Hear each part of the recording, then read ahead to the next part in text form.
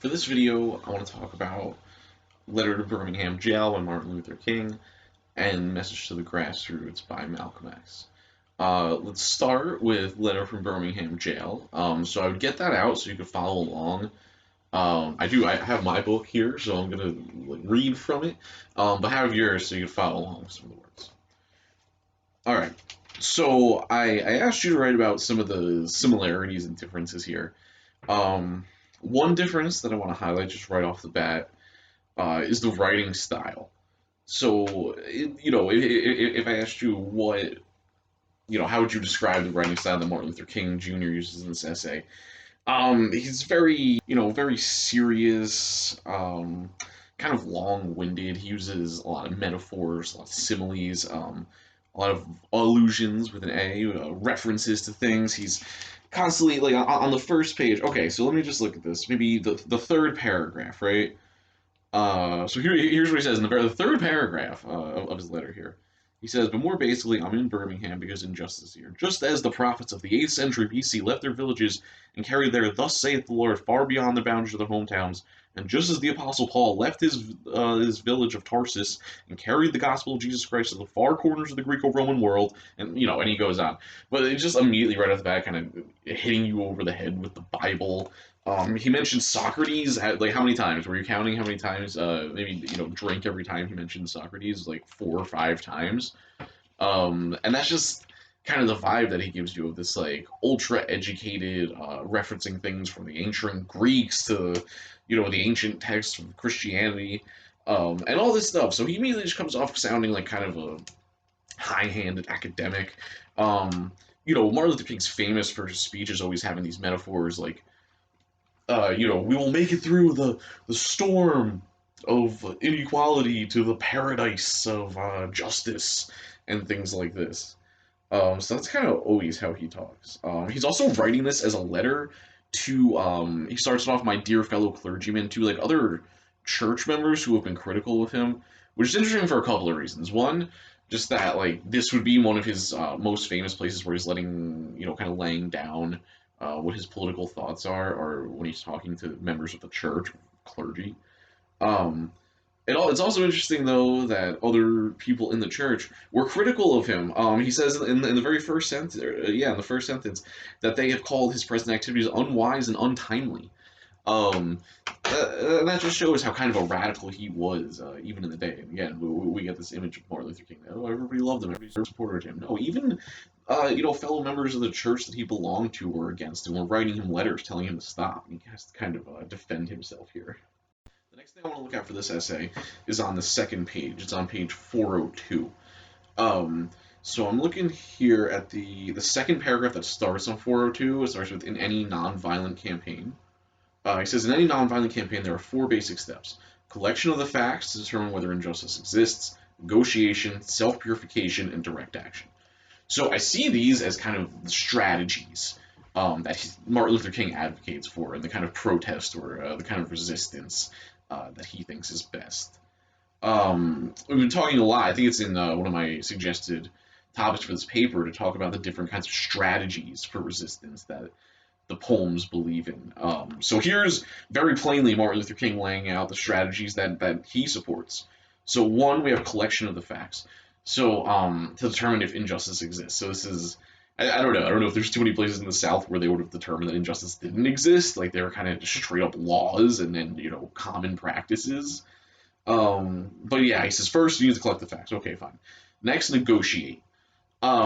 So I think this one's kind of telling that, first you say, oh, wow, things are pretty bad here. And then you try to meet with the people and see how you can fix them, right? It seems reasonable, but it also kind of shows us how he's ready to compromise right from the beginning. So negotiation is the second one. Self-purification. I'm not totally sure what this one means, honestly. It sounds like, a lot of kind of Christian mumbo jumbo or something. Self-purification, I think he says later on, it's something about like self-reflecting or asking yourself if you're ready to turn the other cheek or if you're ready to be hit without hitting people back and kind of making sure that you're of your pure spirit in mind or something like that. So he thinks that's necessary. And then number 4, he has direct action. And that's the kind of things that he's famous for: the sit-ins, the marches, the boycotts, all of these things. So those are the strategies that Martin Luther King gives us. Um, Another thing that's interesting too, and this is something I think I wrote about in one of the notes for you, is the different goals that different political thinkers during this time had. So if I ask you, what is the goal that Martin Luther King's trying to get towards here, I think it's also a kind of negotiation where he is hoping that by using the direct action, he forces them to then negotiate again. Like if you go to the mayor and the whatever the government in control of the city, and you give them your demands. In this case he wants African Americans to be treated better. He doesn't want segregation. He wants to get rid of the signs that only allow white people to go to certain restaurants and things like that. So he tries to negotiate them. If they won't budge on anything, they won't give in. Then you try out the direct action, do something like that, just to make them negotiate again, though. So his whole thing is very much built on a give and take, a compromise with the people in power, and it makes sense from a certain perspective. But I could also kind of see why people like Malcolm X would be critical of this and say, why do we need to negotiate, with these people who are trying to enforce racist laws? Like, if people are trying to enforce segregation, how is that something we're going to negotiate about? So I kind of see that side too. Just continuing with that point, on page 403 in the second paragraph, he says, "You may well ask, why direct action? Why sit-ins, marches, and so forth? Isn't negotiation a better path? You are quite right in calling for negotiation. Indeed, this is the very purpose of direct action." So that's what I'm talking about when I say what's its goal here. He says, this is the purpose, to get a negotiation to happen. So essentially, from the outset, the purpose is compromise. I'm going to turn now to page 406. I'm looking at the fourth paragraph on that page. Starts, "I must make two honest confessions." Um, so in this paragraph, he kind of gets to something that I think connects a lot to Mississippi Goddamn. If you take a look at that video. Um, so he talks in this paragraph. The second sentence says, "First, I must confess that over the past few years, I have been gravely disappointed with the white moderate. Um, I have almost reached the regrettable conclusion that the Negro's greatest stumbling block in his stride toward freedom is not the white citizens' council or the Ku Klux Klaner, but the white moderate, who is more devoted to order than to justice, who prefers a negative peace, which is the absence of tension, to a positive peace, which is the presence of justice, who constantly says, 'I agree with you in the goal you seek, but I cannot agree with your methods of direct action,' who paternalistically believes he can set the timetable for another man's freedom." So this is kind of a shocking claim by him, I think. He says that the white moderate is actually, he's talking about in the time period, right, in the 60s, that the white moderate is actually a bigger problem than someone who's an out and out racist. He's more frustrated by someone who says, "I agree with what you want, but I don't think this is the right time, or I don't think the way you're doing it," right? He says, "I don't think your methods of direction action are correct." He finds that even more frustrating and thinks it's actually a bigger problem than people who are just openly racist. And I think that's really interesting. Why does he think that? How could that be? How could that be the case? That's the bigger problem. Something to think about. I just find that really interesting, and I think these are the people, connected to Mississippi, goddamn, that would say things like "go slow, wait your turn," we got to be gradual about this. So we see the frustration of that, especially from the more black nationalist side. But even Martin Luther King is kind of fed up with this stuff. He says gravely disappointed, which for him is very strong words, right? On page 408, Martin Luther King explicitly calls out the black nationalist part of the civil rights movement. He doesn't mention Malcolm X, but that's kind of who he's talking about. This is kind of towards the bottom of the first paragraph of 408 into the next paragraph. He refers to the black nationalist groups as being, kind of hateful, as, he doesn't like that they've gone against Christianity. He thinks that they've gone too far. He says they've lost faith in America, which that, is probably correct when we go back to thinking about the point of structural racism that we've talked about a couple of times. This idea that America is just fundamentally racist, that the very systems and institutions that make up the government are themselves racist and therefore can't be fixed. So yeah, he kind of goes off against them here and explains why he sees them as problematic. One last thing here, and I think it's another thing that connects to Mississippi, goddamn, I mean, a Simone. On page 411, on the last paragraph starts with perhaps on that page. He asked this question: is organized religion too inextricably bound to the status quo to save our nation and the world? So obviously, as a pastor himself, Martin Luther King believes that religion is a powerful way to mobilize people, to bring them together, to be part of the movement. It's a lot of his outreach was through churches. A lot of the marches and everything else that he organized, he needed churches to make it happen. But he asks here: is organized religion too bound to the status quo to save us? I think we mentioned this term status quo, which kind of like the way things are. The organization of society, the people who are currently in power. So he's asking the question: is organized religion too embedded with the current power system to be a useful means for mobilizing people for change, and mobilizing people to, make the country more equal, or is it too embedded in the kind of structure of these power systems that have worked to oppress black people for the entire history of America? So I think it's interesting to see him asking that question. It's not a question that he want to ask, I think, and it reminds me. I said Mississippi, goddamn. I think there's a part in that where Nina Simone says something like, "I've even stopped believing in prayer." So I think there's this question here of like, especially for Martin Luther King, where the fundamentals of everything he believes comes down to religion, where he believes love is stronger than hate, and you have to love your enemy, and all these things. It's the foundations of his whole political theory. And he's asking here: is the organized religion too much bound to the status quo? So I think it's an open question. I do think it's really interesting to see him asking. I think that's all that I have for this essay. So why don't we turn now to the Malcolm X, and then we can kind of compare the two a little bit and see what we can get from that. Okay, looking at the Malcolm X now. So same thing here, just first of all, thinking about the writing style, the word choice. So just right off the top here, from Messages to the Grassroots. We want to have just an off-the-cuff chat between you and me, us. We want to talk right down to earth in a language that everybody here can easily understand. It's almost like he's directly calling out Letter to Birmingham Jail with its many references to Socrates and Paul and the Corinthians and all that stuff. Malcolm X isn't going to do any of that, right? He's not going to reference anything outside of this. He's not going to, expect that you've been to college, expect that you've read the Bible, expect that you've read Plato. He doesn't care about any of that. He's much more focused on speaking to the people in a way that they understand. So I think the writing style, and again, the way we've been talking about form and content with poetry, I think we can see here a way that the form of their essay writing connects to the political messages that they're actually trying to send. So interesting to think how to connect that to the poems too. So just like we saw that Martin Luther King was giving us some strategies for resistance, Malcolm X also has strategies. They are a little bit different though. So let's take a look at his now. I'm looking at, let me see here, one, two, it's the third page on my printout. It's a paragraph that starts: I would like to make a few comments concerning the difference between Black Revolution and Negro Revolution. If you control F or something on the page of this, you can find it.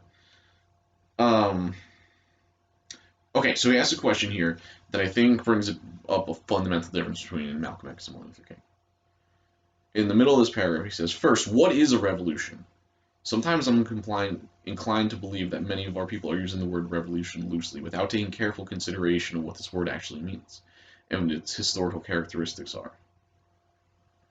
He goes on to give us some actual historical examples here. He says, look at the American Revolution in 1776. That revolution was for what? For land. Why do they want land? Independence. How was it carried out? Bloodshed.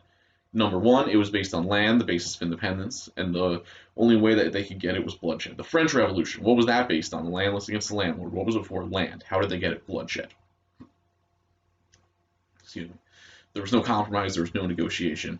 I'm telling you, you don't know what a revolution is, because when you find out, you get back in the alley, you get out of the way. The Russian Revolution, what was it based on? Land. The landless against the landlord. How did they bring it about? Bloodshed. You haven't got a revolution that doesn't involve bloodshed. Oh, so that's pretty hard hitting stuff there from him. But he basically goes through example by example of these real historical precedents of oppressed people, trying to get equality, and this is what they did. What did they do? They fought wars to get their own land. Um, he explicitly says that it's not compromise, it's not negotiation, which again, when we looked at Martin Luther King, that's kind of what he's going for. That's kind of the goal for him is to get negotiation. This is very different. There's no negotiation. In the American Revolution, they weren't trying to negotiate with the British. They were kicking the British out. So this is a big difference in terms of strategy or what they think needs to happen. Malcolm X is calling for something much more drastic, much more of a complete system overhaul. I think there's certain places where he says that he actually does want, uh, a country. Another historical example that he gives here connects to the need for war or like when violence is appropriate. And he's thinking here about Martin Luther King and his nonviolent approach and the whole nonviolent civil rights movement. And basically the example he brings up is World War II, and he says, it was right to fight Hitler, right? And most people say, well, yes, that was, the Nazis were evil, needed to be fought, needed to be stopped. So he says, okay. And the question he asks at the end of this paragraph, he says, how can you justify being nonviolent in Mississippi and Alabama at the same time you're going to get violent with Hitler? So basically, he says if it's okay for us to defend ourselves against Hitler, why wouldn't it be okay to defend ourselves in Alabama, in Mississippi? And in a sense here, when your churches are being bombed, your little girls are being murdered. So he brings up this example of World War II to say if it was okay to fight Hitler, it's okay to fight the people who were bombing our churches and lynching members of our community. And it's really hard to argue against what he's saying. I think the American educational system generally tries to make it seem like, oh, but well, violence is never the answer, right? And it's like, well, I think we'd all agree that in World War II, violence was the answer and it had to be the answer. So Malcolm X is kind of extending that, and he's saying, this is just as bad. Well, what we're dealing with is on that level where, we're being targeted as a race. So why isn't it okay to defend ourselves? Um, I don't know what Martin Luther King's answer is. I don't. I mean, okay, well, maybe I can imagine that he would say that he thinks, if you're violent, then you're going to become filled with hate, and, it'll be bad for you too. Even if you win, you'll be hateful and you won't be happy, or something like that, I guess. I don't know, it's tough. But I just think it's really interesting the way Malcolm X goes about making this argument, right? It's much more based in history. It's much more based in data and like facts that we can bring up. Whereas Martin Luther King kind of relies on rhetoric. He relies on metaphors and comparisons. And his historical documents are the Bible. So they're just different historical documents. Malcolm X wants to look at the records of different wars that happened, different revolutions that happened, and Martin Luther King wants to look at what Paul said to the Corinthians. So it's very different in their strategies for going about, and in the goal of what they actually want, what they want to get done. Um, like I don't think Martin Luther King really wants independence the way that Malcolm X is saying he wants independence. Um, I don't know. Maybe we want to think of Martin Luther King looking for integration, whereas Malcolm X is looking for independence. Maybe that's a good way to think about the difference in terms of goals. Because again, I just want to make sure we don't get to this thing where we're like, oh, well, they wanted the same thing but different ways. It's not only the strategies that are different, but the goals, and they're very different. Continuing on with this, a little bit further down, we get Malcolm X's explicit critique of Martin Luther King. The paragraph starts, so I cite these various revolutions. It says, so I cite these various revolutions to show you don't have a peaceful revolution. You don't have a turn the other cheek revolution. There's no such thing as a nonviolent revolution. The only revolution in which the goal is a desegregated lunch counter, a desegregated theater, a desegregated park, a desegregated public toilet. You can sit down next to white folks on the toilet. That's no revolution. Revolution's based on land. Oh, so again, the goal isn't the same. He makes fun. He's mocking Martin Luther King's goals of desegregation of certain things. And obviously Malcolm X is not for segregation, but just saying if that's as high as you're reaching, you're never really going to fix the problem. If all that you want is, to be able to go to that restaurant or that hotel, like yes, you should be able to go to that hotel, but if that's all that you're after, then you're not really doing a revolution. You're not really fundamentally, you're not actually going to impact the lives of most people. You know, for most people, it's about living in severe poverty or not being able to have any kind of political power at all. It's not just not being able to go to that restaurant or something like that. So I think what we get from looking at both these essays together is not only the difference in style between the two of them, between Martin Luther King and Malcolm X, but also the different strategies in terms of what they thought needed to be done to gain equality, and of what they thought that equality looked like. And that's a really key point that both of their visions of equality for African Americans were not the same at all. Very different. Martin Luther King a lot more focused on integration. Malcolm X a lot more focused on independence, and even separation in a way here. And in this essay, it does sound like he's arguing a lot more, for an independent nation, for African Americans kind of not even being part of America, for getting their own state, and staging a revolution to get there. So really radical stuff from Malcolm X in this essay. Really great stuff as well. Super well written. So I think we can see the big divides in the movement here. Malcolm X and Martin Luther King are definitely not the only political thinkers of the movement. I don't want to give that impression. I know they're the two most famous, so they get talked about the most. But there's other people: Stokely Carmichael, Walter Rodney, Marcus Garvey, many other thinkers during the time period that are important. And maybe you want to look some of them up to include in your essay. But I think at the very least, these give us kind of at least these two poles here, right? The kind of Christian, nonviolent, peaceful movement, and then the Black nationalist, more revolutionary movement. So they're very, very different, and really on every level. So something that I would suggest as we begin writing our essays is to kind of think about which poems you would associate with which of these essays or which of these, strains of thought within the civil rights movement. Do you see some poems as being more similar to Malcolm X and the Black nationalism? Do you see some poems as being closer to Martin Luther King and the peaceful protest kind of movement? So I think either one of those will be a good approach to kind of talk about the messages of the poems, right? All these poems have political messages. So really what we're trying to do is say, here's exactly what the political message of the poems that I'm looking at is. So I think these two essays will help us a lot to ground the poems in the politics of the time period. I think that's a really smart way to start writing this essay. More towards the end here, Malcolm X brings up Martin Luther King by name. He talks about how Martin Luther King, he accuses Martin Luther King of having more of like a top-down approach to power, where he wants to come in and kind of tell people what to do and how to act and how to fix things, whereas Malcolm X is trying to empower more of a bottom-up situation where he wants the people to grab political power themselves, and to be the agents of change, be the actual masses in the streets. Which is why he goes to give a speech directly to people, whereas Martin Luther King's writing a letter to clergymen, right? So he says here, after mentioning Martin Luther King's name at the bottom of that paragraph, he says, they controlled you, talking about national figures like Martin Luther King and their influence on kind of the mass of African Americans. He says, they controlled you, but they never incited you or excited you. They controlled you, they contained you, they kept you on the plantation. So he kind of goes through this whole thing of accusing Martin Luther King of being a total sellout, and doing the work of the government and basically being bought off by the government. I don't know how much of that stuff is true. I guess I would say it's alleged. I don't know. Maybe some research could be done on that.